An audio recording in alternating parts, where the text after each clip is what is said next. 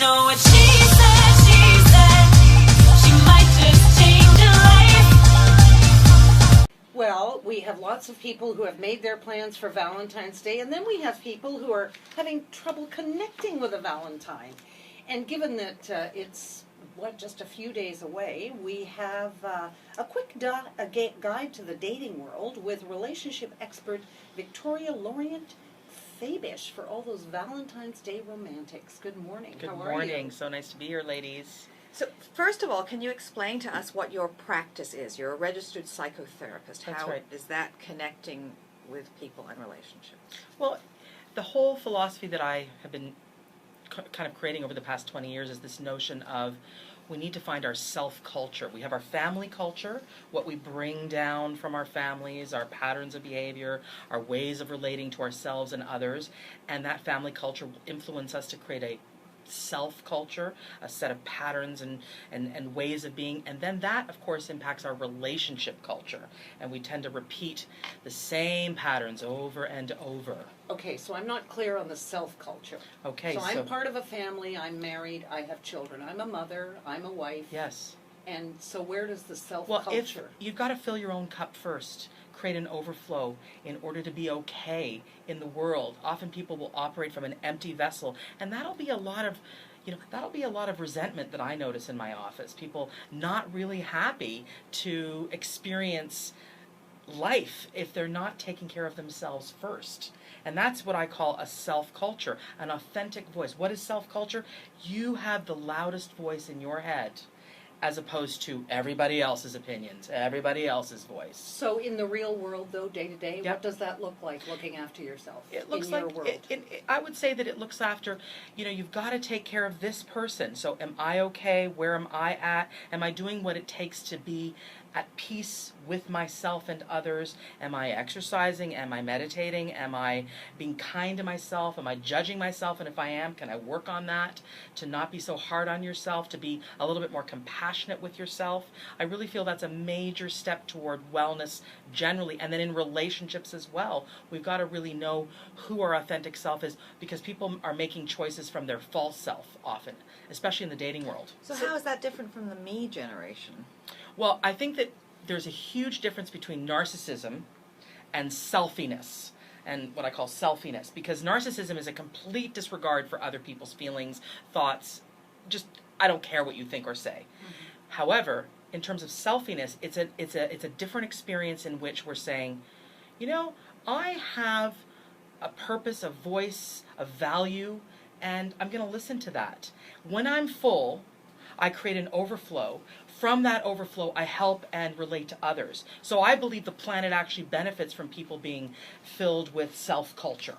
I really do believe the planet benefits because people are operating in community because they don't feel like they're so empty. So is this a sophisticated version of what we've always heard since childhood, which is if you have to be happy first to make somebody else happy? Absolutely, yeah. But it's a way to, what is culture? Culture is a set of patterns, a set of things that we inherit, sort of repetitious ways of doing things, and that's really, you got to do that for yourself. You got to find out what your actual, and we have neural pathways that associate with each one of those behaviors. So if that isn't working right, does that sabotage good relationships? Yes, what I with see. Men, let's say, or with women, or with whomever you want to partner with. Oh, cover all the bases. Well, because, all relationships, yes, all relationships. Absolutely. I think that if you don't take a moment to know what your inner motivations are, what your inner truths are, what I see very often are people who have been married for 10, 15 years or longer,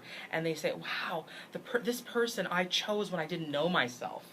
I started dating and I started pleasing and acting out of guilt and acting from a sense of what they wanted and trying to please them. And then, 10, 20 years or 15 years later, like, wow, now I know myself. Now my true self is here, and that person is absolutely wrong for me.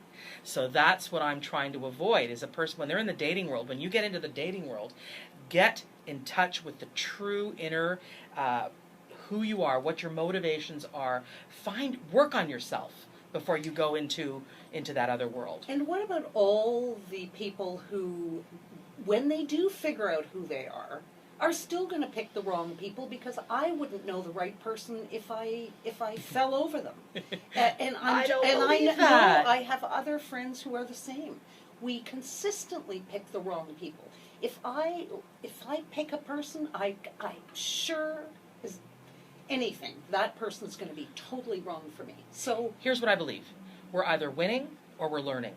yeah, And so you're are- right. you know, well, I'm doing a so- lot of learning, but so I'm not learning- it's not getting me But anywhere. learning is really important, because can you learn from the lessons at hand, or do you have to keep repeating them? Does it have to? Can't you learn? I want people to learn from when it's a whisper versus when it's, a hammer over their head.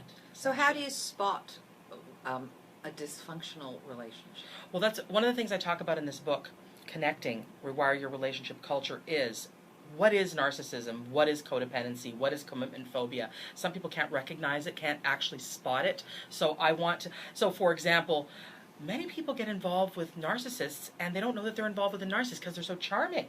They're so seductive. They're so enveloping.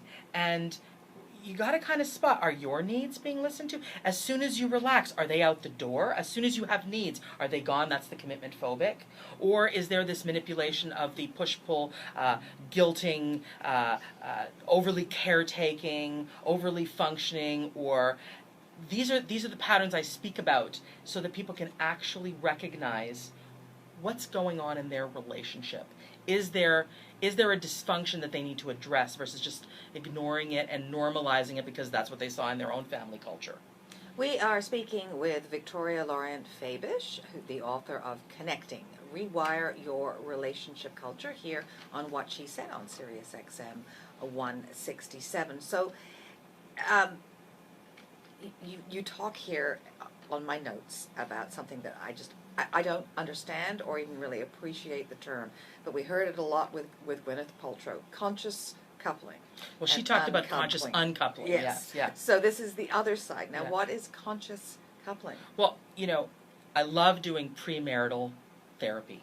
So couples that are about to get married, and they either go to their church, which is fine, or to some place to do some premarital work. But I love doing it in the office, and we do like a premarital checklist.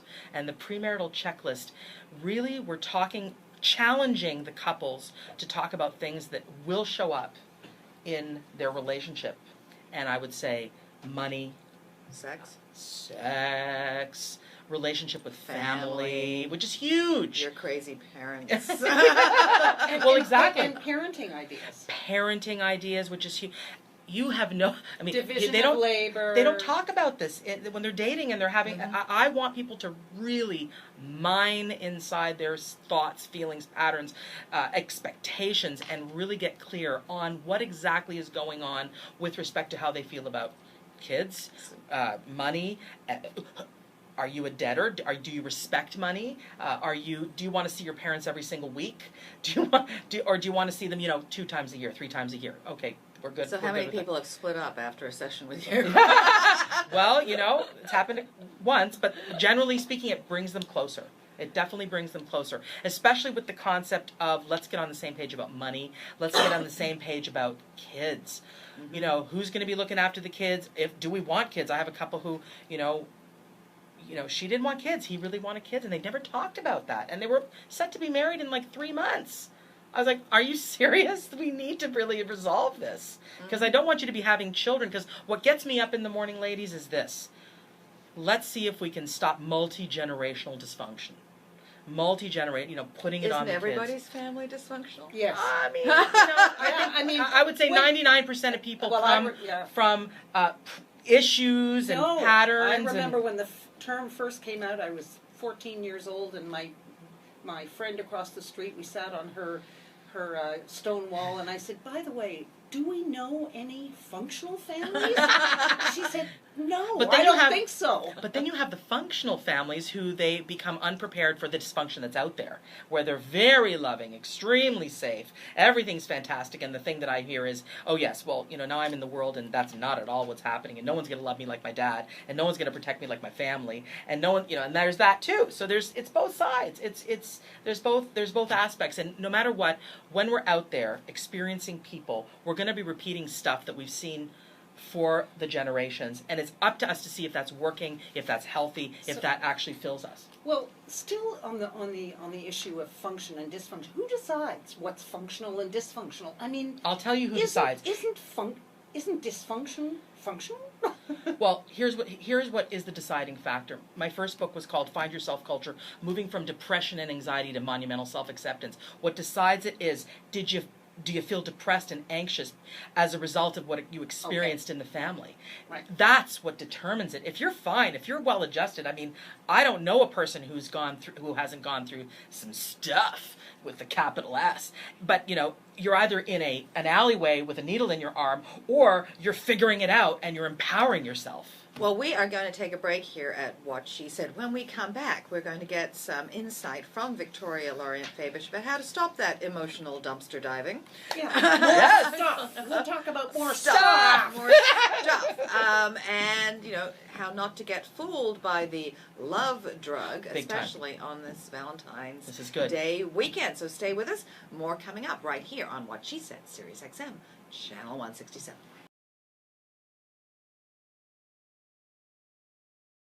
And we are back with Victoria Lorient-Faibish, a psychotherapist, and we're talking about relationships. Now, you have here the 4 keys to a long-term, passionate relationship. And what are they? Because I'm sure there are a lot of people out there that would love to know, and whether they stand the test of time.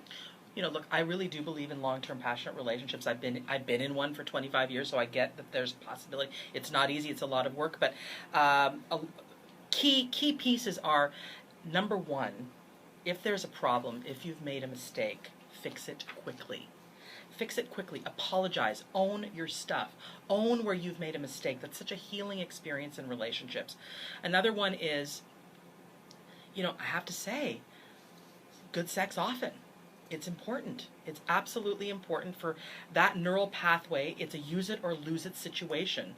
If you don't use the neural pathway of sexuality, and many couples as they go on, they let it go. They put their energy into their kids, into their pets, into their jobs, into their hobbies. But what about that third entity in the relationship called the relationship? There's the self, and then the relationship, and that requires a lot of energy, time, sexuality, kindnesses on a regular basis. Mm-hmm. Kindnesses on a regular basis.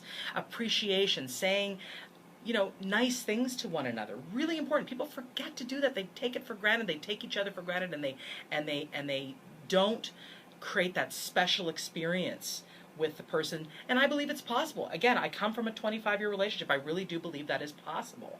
And well, you encourage, with kindnesses, you encourage more of the same Reward the behavior. good. Yes. Exactly. If you say to somebody, thank you, I really appreciate that. Yeah. Then they People feel valued. They feel valued, and they're liable to do it again and again. People need to be each other's cheerleaders as well, and to feel safe emotionally with the person in their life. In other words, that person in their life, that no matter what, they won't shame you in public, they won't betray your confidences, they are your best supporter, and they're your cheerleader. Huge, important piece. And I would say that trust is really important, and so I'm all about, transparency, in all regards. Let me ask you one thing. Everybody who talks about relationships talks about the hard work.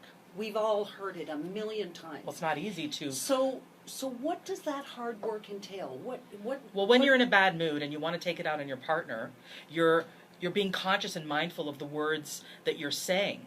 And if you say something mean or kind of, snarky, you're going, oh, you kind of, John Gottman, sort of the father of couples therapy, said, if you've got a problem, if you've made fix it quickly, get in there, apologize. Oh, I'm sorry I spoke to you that way. I'm so sorry.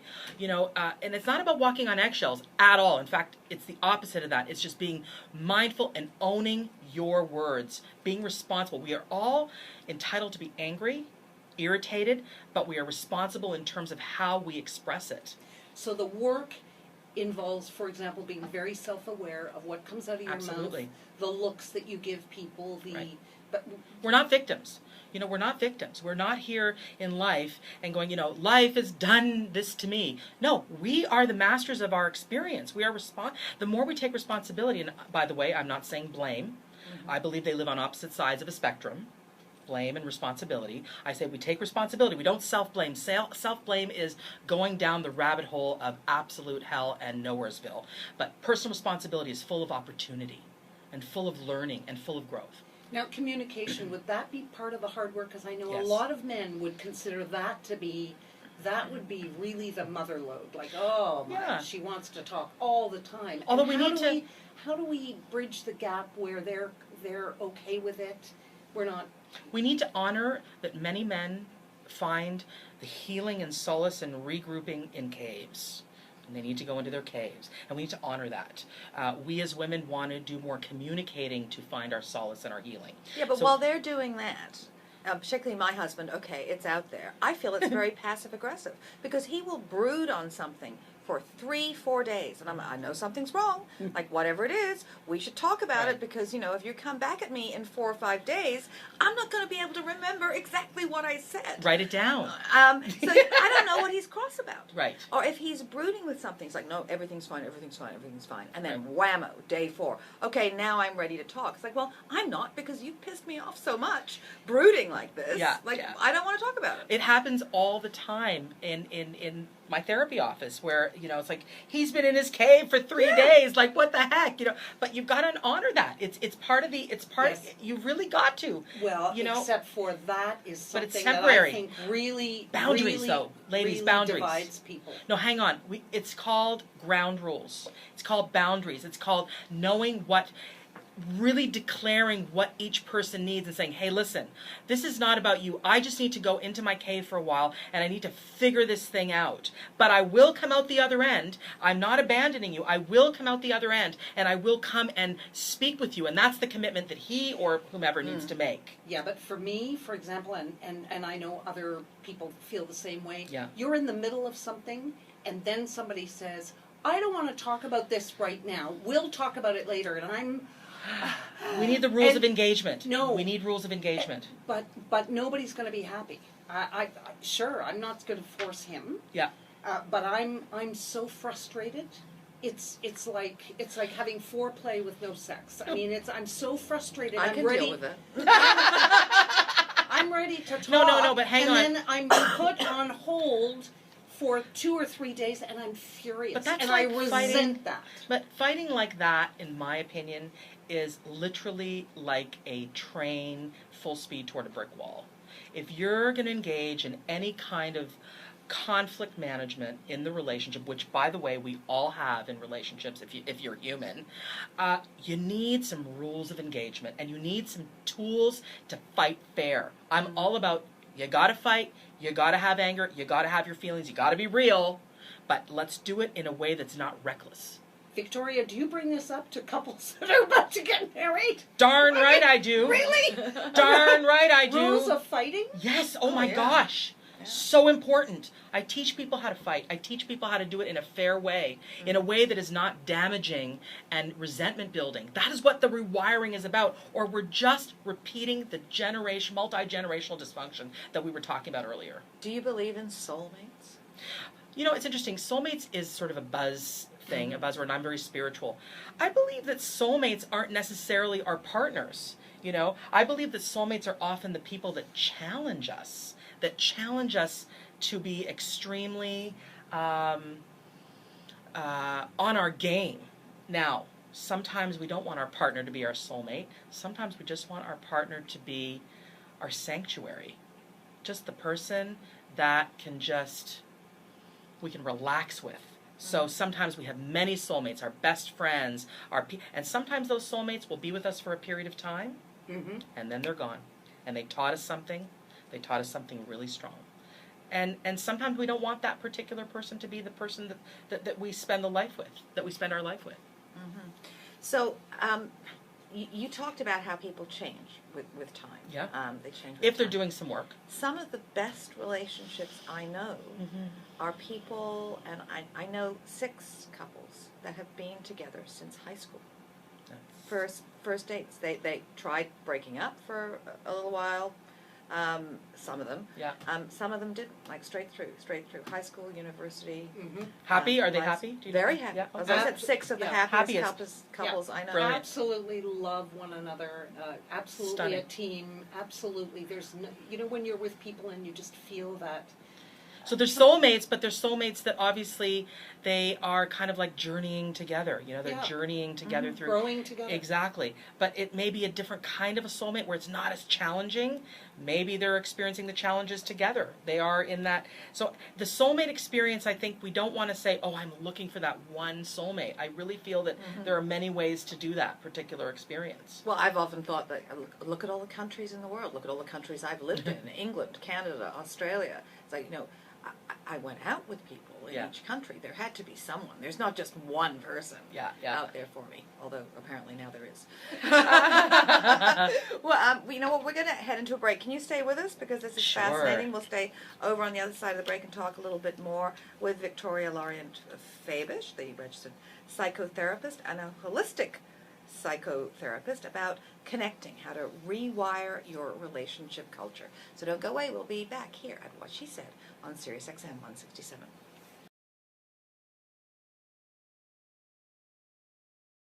What's going on in the control room? There's our producer and our technical operator dancing away and looking very good, ladies, doing it together.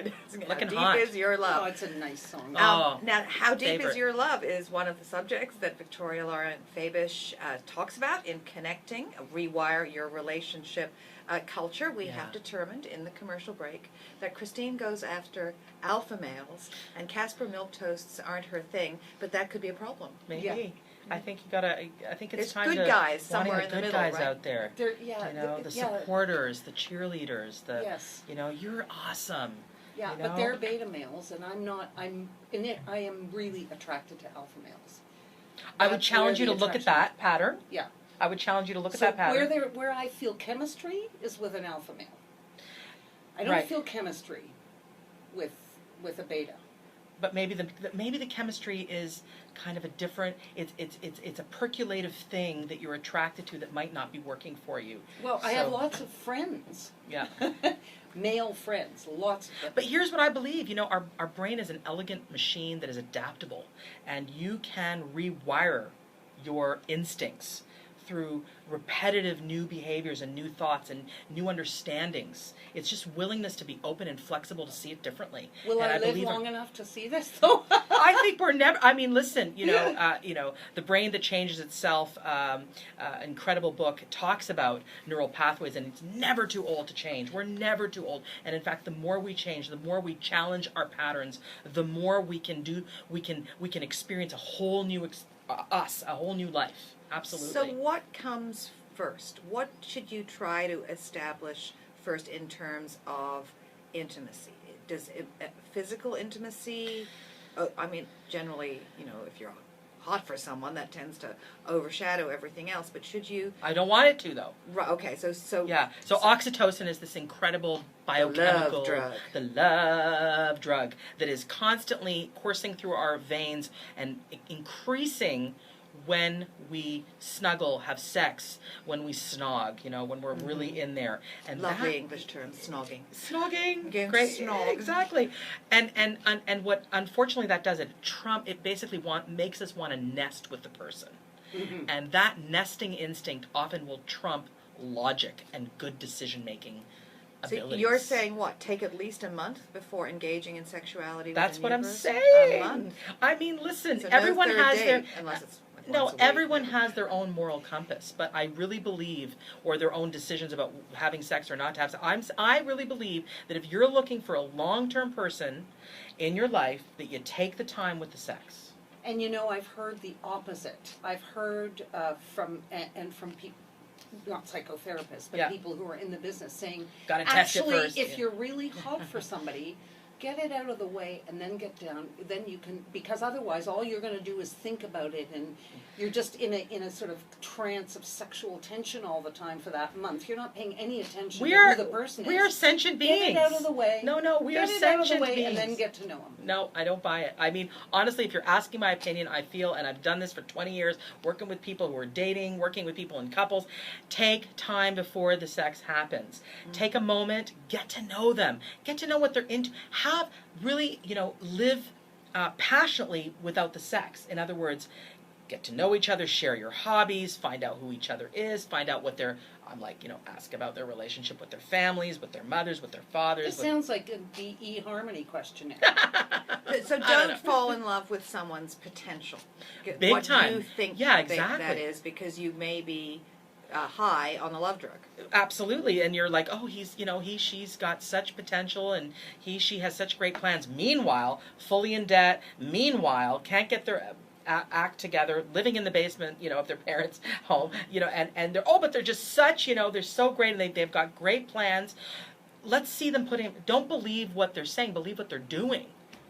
Believe the actions versus the saying. And, it's not about, they've got to be realized, but let's just see, are they follow through? Are they someone who's in deep debt? Do they have a respect for money? Do they have a respect for boundaries? Do they have are they in touch with themselves?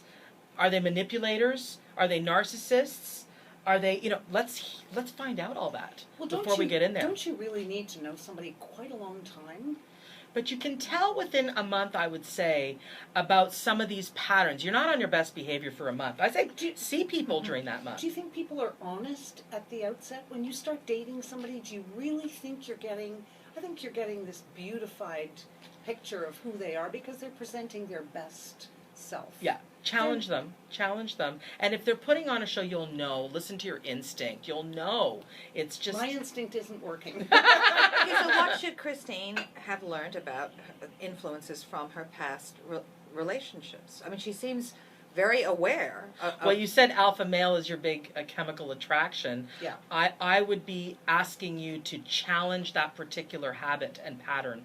It's a neural pathway, and neural pathways are changeable through challenge, through exposing yourself to new information, it is all about...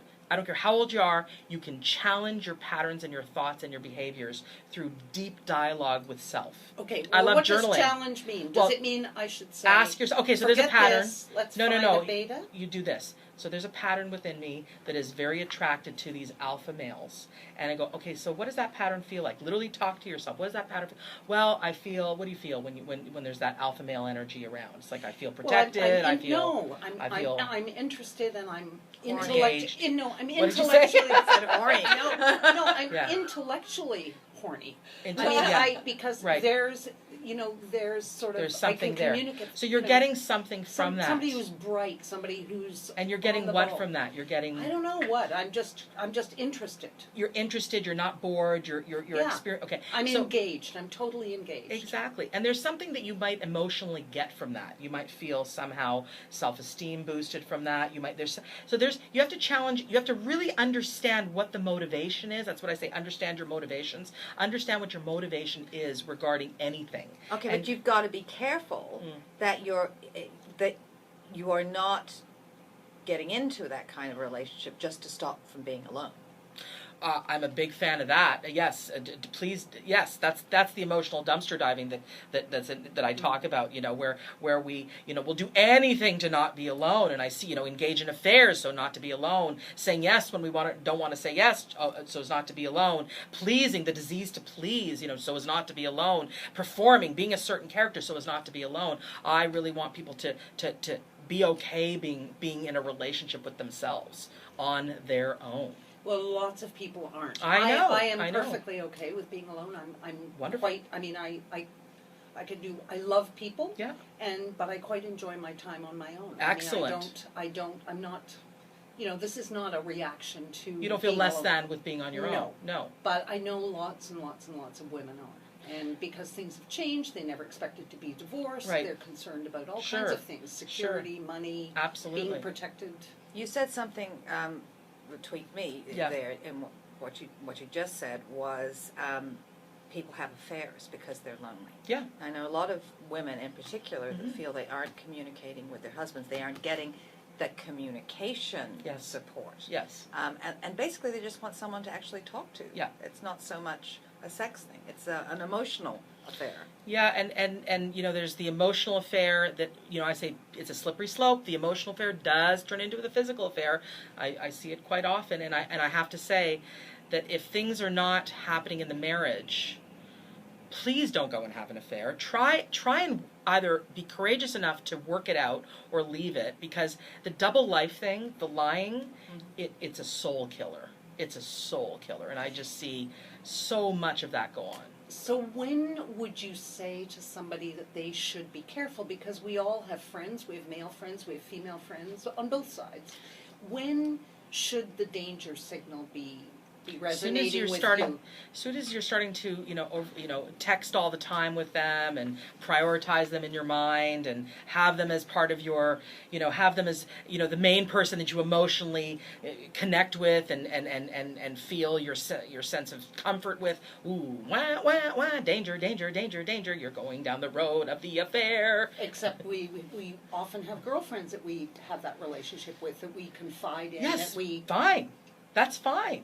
Just not the guy. The guy Not is the the guy one. Is friend. the one you're gonna. Is the one that's gonna be the thing that's gonna totally make you go into that double life land and lying land, and that's the soul kill land that I have seen. Have the bravery to confront what's happening in the marriage. Okay, so I'm going to ask you the question. Okay. Can men and women just be friends? I absolutely think they can. And they're without any sexual overtones? Oh, there's always a sexual overtone, but I think discipline is an important piece. Mhm. I think we don't have to just be instinctive, sexual. No. Yes, there's a sexuality, there's an attraction, but you just some emotional discipline, some physical discipline. I think that nothing really is healthy without discipline. I have to say, I think it's important that we, operate from that full place. So, Mm-hmm. your book. Yes. You've written a blog post. We should say it's up on our Yes. website. That's whatshesaid.radio.com for us about some of these things. But who will your book most resonate with? Who So- should read your book, other than everyone? No. Well, people who are in the dating world, entering the dating world, beginning or at it again a second or third time. I really talk about the rules of dating in an empowered way. Then I've got the premarital checklist. So if you're about to get married and you really want to, get clear on some of the things that need to happen regarding marriage and you want to clean up some stuff. Then the relationship rescue 911, how to fight. So people who have fighting issues, repetitive fighting issues, I have some really good techniques in there to fight in a fair way. And then long-term passionate, what are the actual tenets of a long-term passionate marriage.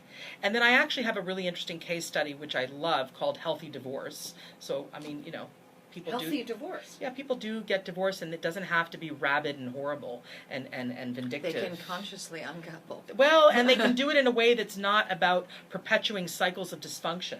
I love my case study because the men in this case study talk about how they don't want their kids to experience pain that they themselves experienced in their divorced family. So it's very, very interesting. And to me, this book is about people it's called Connecting, Rewire Your Relationship Culture. It's about if you're interested in connecting and doing it in a healthy way, whether it be dating, whether it be before marriage, whether it be marriage, whether it be divorce. It's all about healthy. What gets me up in the morning is helping people not perpetuate cycles of dysfunction multi-generationally. And where can people get your book? So I'm doing a book signing at Indigo Young in Eglinton on Toronto. Saturday. I'm doing a book signing at Indigo Bay and Bloor on Sunday, V-Day, Valentine's Day. And my book is available all over the Indigos in the west of the country, in the east of the country, some of the independent bookstores, McNally, and also Amazon, and my website, visualizationworks.com. Because visualization does work. Visualization works. Sounds wonderful. Just don't get into meditation with Christine. She's No. not a No. meditator. No. Give her a bottle of Prosecco, it's all good. How about visualization? Visualization works. Visualize that tall, dark, Yeah, wonderful exactly. man. All right. Thank you very much for coming in and Ladies, telling thank us you all so about it. much. Click the channel subscribe button for full-length interviews and more from What She Said here on YouTube.